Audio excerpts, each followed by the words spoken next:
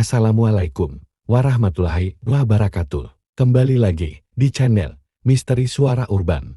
Sebelumnya saya ucapkan terima kasih karena sudah mampir di channel ini. Saya doakan semoga semakin banyak rezeki baik dohir maupun batin. Kali ini saya akan membawakan cerita yang berjudul Kos-kosan Angker di Yogyakarta. Oke, kita langsung ke ceritanya, ya. Ini cerita dari temanku Rimi, kisah mistis sebuah kosan yang terletak di Jogja, sebuah kota yang penuh dengan cerita mistis. Tapi, siapa sangka, di balik kenyamanannya, ada sesuatu yang tak kasat mata mengintai. Kosannya cukup luas, terdiri dari 2 bangunan 2 lantai, satu untuk laki-laki dan satu untuk perempuan. Halaman tengah menjadi tempat berkumpul favorit. Setiap malam, para penghuni sering ngobrol, bercanda, atau bahkan masak bareng. Rasanya seperti keluarga sendiri. Saat pertama kali aku tinggal di sini, semuanya terasa biasa saja. Suasananya nyaman, penghuninya ramah, dan harga sewanya pun bersahabat. Tapi, ada satu hal yang selalu menarik perhatianku. Sebuah pohon besar di sudut halaman yang tampak lebih tua dari bangunan kos itu sendiri. "Rimi, kamu betah di sini?" tanya Dita, teman sekamarku. "Betah banget. Jarang ada kosan yang penghuninya akrab kayak gini," jawabku. Dita tersenyum. "Ya, tapi jangan kaget kalau nanti malam ada yang menyapa." Aku mengernyit. "Maksudnya?" Dita hanya tertawa kecil, lalu mengangkat bahu. Aku menganggapnya bercanda, sampai suatu malam minggu, kejadian aneh mulai terjadi. Malam itu, kami berkumpul di halaman, masak mie instan, ngobrol ngalor ngidul, sambil menikmati udara malam. Sampai akhirnya, salah satu penghuni kos laki-laki, Mas Galih, mulai bercerita. "Semalam aku dengar suara aneh di kamarku," katanya pelan. Kami langsung terdiam. "Suara apa, Mas?" tanya Rio, salah satu penghuni lain. "Kayak suara orang nangis. Pelan banget, tapi jelas." Aku pikir itu suara kamar sebelah. Tapi pas aku tanya besok paginya, mereka nggak dengar apa-apa. Bulu kuduku langsung meremang. Tapi cerita itu belum selesai. "Mas Rido," penghuni lain, tiba-tiba bersuara. "Aku juga ngalamin sesuatu." Kami semua menoleh. Wajahnya terlihat sedikit pucat. "Aku semalam mau ke dapur ambil air. Pas lewat ruang tengah, aku lihat sesuatu di balik gorden." Dita menelan ludah. "Apa?" Mas Rido menarik napas. "Aku kira itu cuma kain yang tergantung. Tapi pas aku perhatiin lagi, aku yakin itu kepala pocong." Jantungku berdegup kencang. "Serius, Mas?" Mas Rido mengangguk. "Aku nggak berani buka gordennya." Aku langsung lari ke kamar. Suasana mendadak hening. Angin berhembus pelan, membuat dedaunan di halaman berbisik-bisik. Malam itu, tak ada yang berani pulang ke kamar lebih dulu. Kami semua tetap duduk di halaman, seolah takut sesuatu akan menyambut kami di dalam kos. Dan ternyata, itu baru awal dari teror yang akan kami alami. Malam itu, setelah mendengar cerita Mas Rido, kami semua jadi waspada. Tidak ada yang berani pulang lebih dulu. Biasanya, setelah ngobrol santai di halaman, kami akan kembali ke kamar masing-masing. Tapi kali ini, suasananya berbeda. Angin yang berhembus terasa dingin, seolah membawa sesuatu yang tak terlihat. "Kita mending rem-rem balik ke kamar," usul Dita. Kami semua mengangguk. Aku, Dita, dan beberapa penghuni kos perempuan bergegas naik ke lantai 2. Aku mencoba tidak memikirkan cerita tadi, tapi semakin aku berusaha, semakin rasa takut itu merayap di pikiranku. Setelah masuk kamar, aku segera menutup pintu dan menguncinya. "Dita, menurutmu Mas Rido beneran lihat pocong?" tanyaku. Dita menghela napas. "Aku nggak tahu, tapi ini bukan pertama kalinya ada kejadian aneh di kos ini." Aku menoleh. "Maksudmu?" Dita menatapku serius. "Dulu, sebelum kamu masuk, ada penghuni kos yang sering dengar suara bisikan di tengah malam. Awalnya, dia kira itu hanya sugesti, tapi lama-lama makin jelas." Aku merinding. "Terus, dia masih di sini?" Dita menggeleng. "Dia pindah, katanya nggak tahan." Aku menelan ludah. "Kalau gitu, kenapa kita masih di sini?" Dita tersenyum kecil. "Karena nggak semua orang diganggu.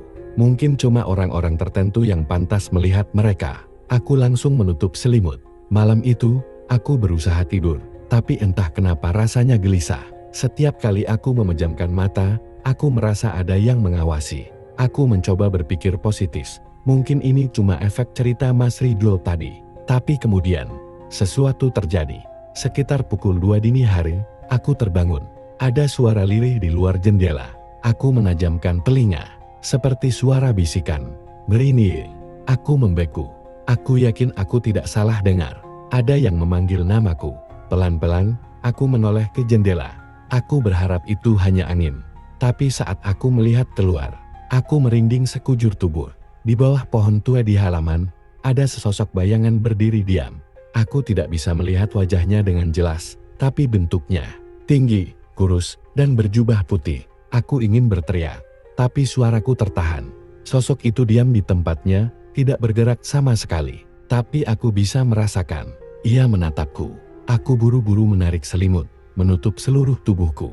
Aku memejamkan mata, berusaha mengatur napas. Aku tidak tahu berapa lama aku bersembunyi seperti itu.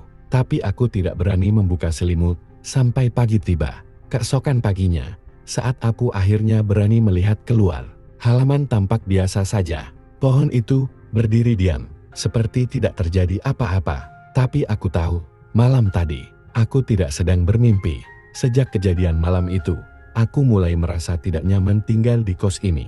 Setiap malam, aku selalu teringat bisikan yang memanggil namaku dan sosok berjubah putih di bawah pohon. Tapi aku memilih diam. Aku tidak ingin membuat suasana semakin menegangkan.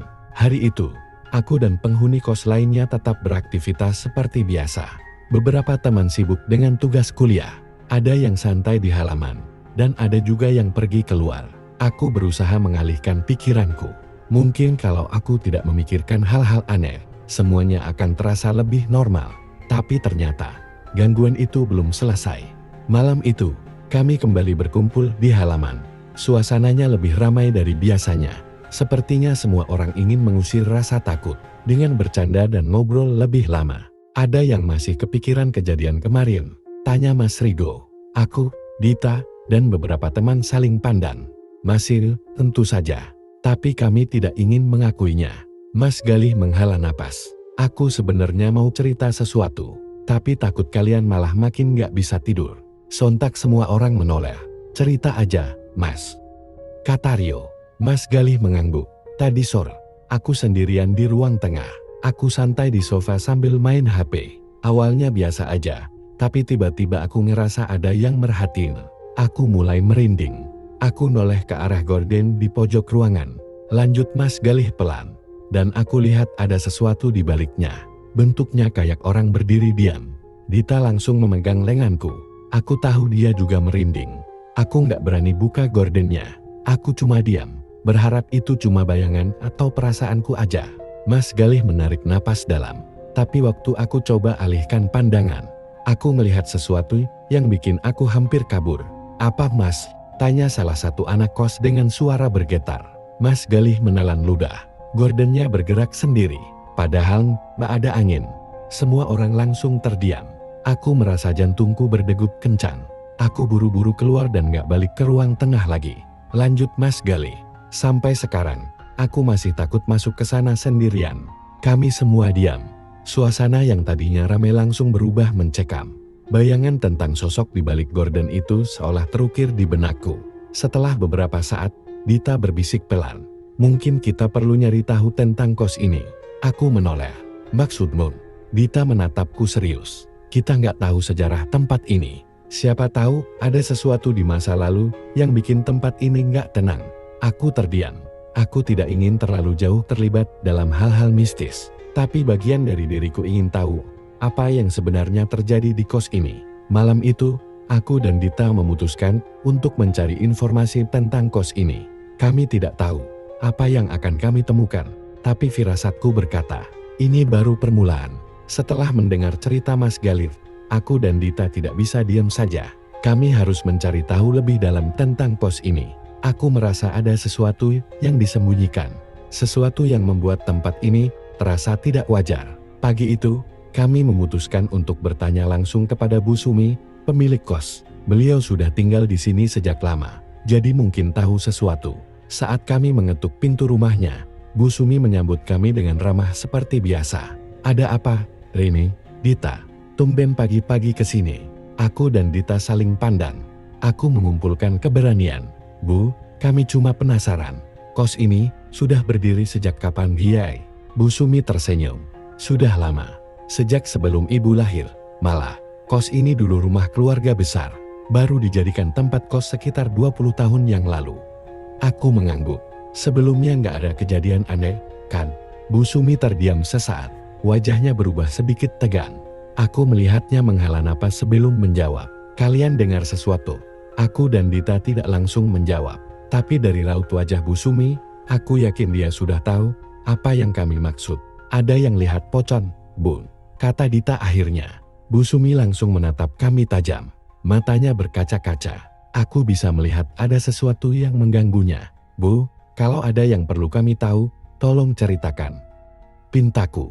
Bu Sumi menatap ke arah jendela, seolah sedang mempertimbangkan sesuatu. Lalu akhirnya, dengan suara pelan, dia berkata, dulu, sebelum jadi kos, rumah ini pernah ditinggali satu keluarga. Dan ada kejadian tragis di sini. Aku langsung merasakan hawa dingin di tengkukku. Kejadian tragis, Bu Sumi mengangguk. Salah satu anggota keluarga itu meninggal karena gantung diri. Jantungku berdegup kencang. Aku tidak menyangka akan mendengar hal seperti ini. Seorang perempuan muda, lanjut Bu Sumi. Katanya, dia meninggal karena putus asa. Malam sebelum dia ditemukan, ada yang melihatnya duduk diam di ruang tengah, tepat di depan jendela dengan gorden putih itu. Aku dan Dita langsung merinding. Gorden putih di ruang tengah, tempat di mana Mas Rijo dan Mas Galih melihat sesuatu. Setelah kejadian itu, keluarga tersebut meninggalkan rumah ini. Tidak ada yang mau menempati rumah ini lagi. Sampai akhirnya, dijadikan tempat kos. Aku menelan ludah. Lalu, apa ada yang pernah melihat arwahnya? Bu Sumi menatap kami dengan mata penuh kekhawatiran. Kalau yang kalian lihat adalah pocong. Aku tidak tahu apakah itu dia. Tapi dulu, ada beberapa penghuni yang mengaku mendengar suara tangisan perempuan di malam hari. Dada ini terasa semakin sesak. Semua mulai masuk akal. Bisikan yang kudengar, sosok di balik gorden, semuanya berkaitan. Aku dan Dita berpamitan dengan Bu Sumi. Saat kembali ke kos, kami merasa ada sesuatu yang mengawasi. Aku melirik ke ruang tengah yang sunyi. Gorden putih itu tampak diam, tidak bergerak. Tapi sekarang aku tahu, di baliknya mungkin ada sesuatu yang belum bisa pergi. Malam itu, aku tidak bisa tidur. Aku merasa setiap sudut kos ini menyimpan cerita yang belum selesai. Dan yang lebih mengerikan, aku merasa arwah itu mulai menyadari bahwa kami tahu tentangnya. Dan aku takut, dia akan menunjukkan dirinya lebih jelas lagi. Setelah mendengar cerita Bu Sumi, aku dan Dita merasa semakin tidak tenang. Pikiran kami dipenuhi bayangan perempuan yang bunuh diri di rumah ini. Siapa dia? Kenapa arwahnya masih gentayangan? Aku mencoba menenangkan diri. Tapi malam itu, semuanya berubah. Gangguan yang selama ini terasa samar, mulai menjadi nyata. Sekitar pukul 11 malam, aku, Dita, dan beberapa teman masih berkumpul di kamar kosku. Kami sengaja tidak mau tidur lebih awal. Rasanya seperti ada firasat buruk yang mengintai. Kalau emang ada yang gak beres di kos ini, berarti selama ini kita tinggal bareng makhluk tak kasat mata, ujar Rio pelan. Tapi kenapa baru sekarang gangguannya makin jelas? Tanya Dita. Aku menelan ludah. Mungkin karena kita mulai membicarakannya. Semua orang terdiam. Suasana kamar mendadak mencekam. Tiba-tiba plak, lampu kamar padam. Astagfirullah, pekik Dita. Aku buru-buru meraih ponsel dan menyalakan senter. Yang lain juga melakukan hal yang sama. Suasana kamar remang-remang oleh cahaya ponsel kami. Dur, kenapa mati lampu? Tanya Fitri panik. Aku mencoba berpikir logis. Mungkin korslet. Tapi baru saja aku selesai bicara.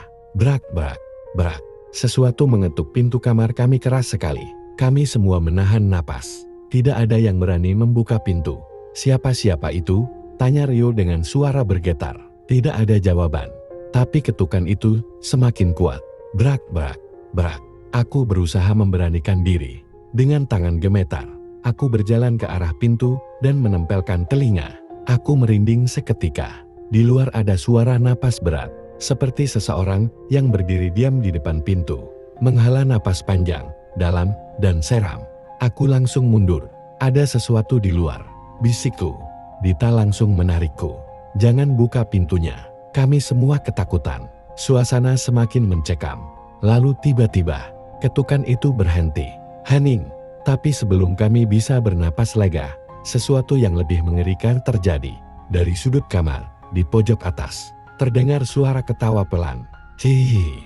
Sumber suara itu berasal dari pojok langit-langit kamar. Perlahan, kami semua mengarahkan senter ke atas. Dan di sanalah dia berdiri. Sosok itu menempel di langit-langit. Tubuhnya pucat, matanya kosong. Mulutnya menganga lebar seperti sedang tertawa. Rambut panjangnya menjuntai, hampir menyentuh lantai. Aku ingin berteriak, tapi suaraku tertahan. Sosok itu perlahan menundukkan kepala ke arah kami. Lalu berbisik, pergi. Tiba-tiba plak, lampu kembali menyala. Saat kami menoleh ke atas, sosok itu sudah hilang. Kami semua terduduk lemas. Napas kami tersengal. Tubuh kami gemetar. Astaga, kita harus keluar dari sini, ucap Rio. Aku mengangguk. Aku tidak peduli lagi. Aku hanya ingin pergi dari kamar ini secepat mungkin. Tapi saat kami membuka pintu, ada sesuatu yang menunggu di luar. Begitu pintu terbuka, kami langsung membeku. Di depan kamar, ada sosok perempuan berdiri diam. Tubuhnya pucat, bajunya lusuh dan berwarna kecoklatan seperti kain yang sudah lama terkubur. Rambut panjangnya menutupi sebagian wajah. Tapi dari sela-sela rambut itu, aku bisa melihat matanya. Hitam pekat, kosong. Dita menutup mulutnya agar tidak berteriak. Aku mundur perlahan. Tubuhku gemetar. Sosok itu tidak bergerak. Dia hanya berdiri, menatap kami. Tiba-tiba, lampu koridor redup. Suasana semakin mencekam. Mas Rigo, yang baru keluar dari kamarnya, melihat ke arah kami. Kalian kenapa? Kalimatnya terhenti. Matanya langsung membelalak melihat sosok di depan pintu kami. Astagfirullah. Pekiknya. Kami tidak tahu harus berbuat apa. Rasanya seperti terkunci dalam teror yang tidak bisa dihindari. Lalu sosok itu mulai melangkah maju. Kakiku lemas. Dita mencengkeram lenganku erat. Tiba-tiba brak. Lampu koridor mati total. Semua menjadi gelap. Aku bisa merasakan Dita gemetar di sebelahku. Aku buru-buru mengangkat ponsel dan menyalakan senter. Saat cahayanya menerangi koridor, sosok itu sudah tidak ada. Kami semua terdiam. Suara napas tersengal-sengal terdengar dari beberapa orang yang masih syok. Apa dia hilang? Bisik Fitri. Mas Ridho menelan ludah. Jangan percaya. Bisa jadi dia masih di sini. Perkataannya membuat bulu kudukku meremang. Aku menyorotkan senter ke seluruh koridor. Tapi tidak ada siapa-siapa. Namun tiba-tiba, dari arah tangga, terdengar suara langkah kaki. Perlahan suara itu semakin mendekat. Tap, tap, tap. Rio langsung menggenggam tanganku. Jangan ke sana, bisiknya. Aku mengangguk. Kami semua diam, menahan napas, berharap suara itu menghilang. Tapi suara langkah itu berhenti tepat di depan kami. Hening. Lalu, hihihi. Suara tawa itu terdengar lagi. Kali ini di belakang kami. Aku spontan menoleh, menyorotkan senter ke belakang. Dan saat itu juga, aku melihatnya.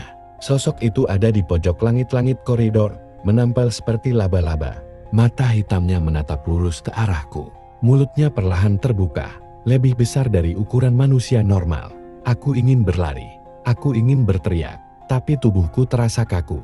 Sosok itu tiba-tiba jatuh dari langit-langit dengan gerakan cepat. Aku menutup mata. Namun saat aku membukanya lagi, dia sudah tidak ada. Hanya ada kesunyian yang mencekam. Aku melihat ke arah teman-temanku. Wajah mereka semua pucat pasi. Kami tidak perlu berkata apa-apa. Kami semua tahu. Malam ini, kami tidak akan bisa tidur. Malam itu, tidak ada yang berani tidur sendirian. Kami semua berkumpul di ruang tengah, mencoba mencari jawaban dari semua kejadian yang sudah terjadi. Mas Ridho membuka suara. Aku yakin, ada sesuatu yang belum kita ketahui tentang kos ini. Kita harus cari tahu. Aku mengangguk. Mungkin Gusumi tahu sesuatu. Besok pagi kita tanya langsung ke beliau. Malam itu berlalu dengan ketegangan. Setiap suara kecil yang terdengar membuat kami waspada. Tapi untungnya, sampai pagi tidak ada gangguan besar. Pagi harinya, aku, Dita, dan Mas Ridho pergi menemui Bu Sumi. Saat kami menceritakan kejadian yang terjadi semalam, wajahnya berubah muram. Bu Sumi menghela napas panjang. Baiklah, ada satu hal yang memang belum pernah kuceritakan pada kalian. Aku menahan napas. Dulu, sebelum dijadikan kos, rumah ini dihuni oleh sepasang suami istri yang tidak memiliki anak. Mereka sangat baik, sering membantu tetangga, dan rumah ini selalu ramai dengan anak-anak kecil yang bermain di halaman. Aku dan Dita saling pandang. Ini tidak seperti cerita yang kami bayangkan. Tapi suatu hari, sang suami meninggal dunia karena sakit. Sejak itu, istrinya hidup sendiri di rumah ini. Sampai akhirnya, beliau juga meninggal dalam tidur. Aku mengerutkan kening. Jadi, rumah ini tidak punya sejarah kelam. Bu Sumi menggeleng. Tidak ada. Tapi setelah itu, beberapa orang memang sering melihat sosok wanita tua duduk di teras atau mendengar suara langkah kaki di dalam rumah. Dita menggigit bibirnya. Mungkin beliau masih ingin menjaga rumah ini. Bu Sumi tersenyum tipis. Mungkin beliau bukan sosok jahat. Hanya saja kehadirannya bisa membuat orang takut. Aku menarik napas lega. Jadi, selama ini tidak ada arwah penasaran atau sosok jahat. Mungkin yang kami alami hanyalah fenomena energi yang tersisa dari penghuni lama. Sore itu, kami memutuskan untuk berdoa bersama di kos. Aku, Dita, Mas Rido, dan beberapa penghuni lainnya berusaha memberikan penghormatan terakhir untuk roh yang mungkin masih ada di sini. Sejak hari itu, gangguan di kos mulai berkurang.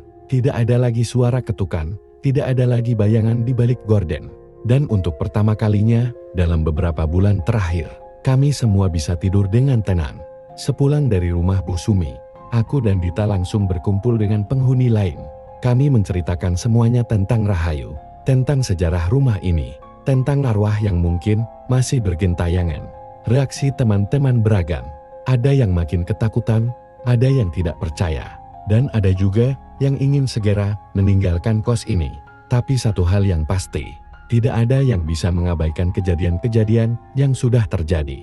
Mas Rido berdiri, wajahnya serius. Aku setuju dengan Bu Sumi. Kita harus berusaha tetap tenang dan gak menantang mereka. Tapi dia menatap kami satu persatu. Kalau memang gangguan semakin parah, kita harus cari solusi lebih besar. Aku mengangguk. Malam ini, kita lakukan seperti yang Bu Sumi bilang. Kita nyalakan semua lampu, kumpul di ruang tengah, dan kalau ada gangguan lagi, kita hadapi bersama. Semua setuju.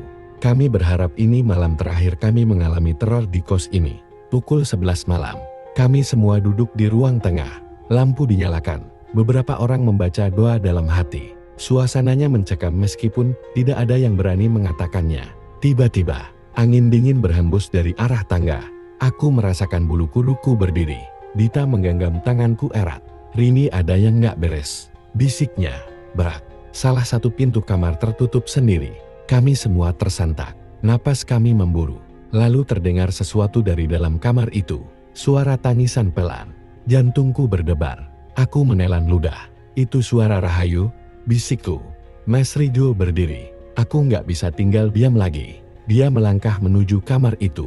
Beberapa orang mencoba mencegahnya. Tapi Mas Rido tetap maju. Tangannya terulur ke gagang pintu lalu. Krek. Pintu terbuka sendiri. Kami semua menahan napas. Mas Rido menyorotkan senter ke dalam. Saat itu juga, kami semua melihatnya. Di tengah kamar, ada sosok perempuan berdiri. Rambut panjangnya menutupi wajah. Bajunya lusuh dan penuh tanah. Sosok itu perlahan menoleh ke arah kami. Dan matanya hitam pekat. Mulutnya terbuka lebar. Pergi. Suaranya menggema di seluruh rumah. Kami semua berteriak. Mas Rido langsung menutup pintu dengan keras. Lalu, brak, brak, brak.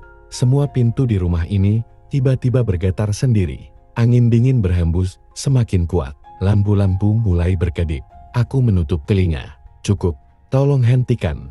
Lalu tiba-tiba, hening. Kami semua diam. Tidak ada suara. Tidak ada gerakan. Aku membuka mata perlahan. Semuanya sudah normal kembali. Tidak ada pintu yang bergetar. Tidak ada suara. Kosong. Kami semua saling pandang. Napas masih tersengal-sengal. Apa sudah selesai? Tanya Dita dengan suara gemetar. Mas Rido mengusap wajahnya.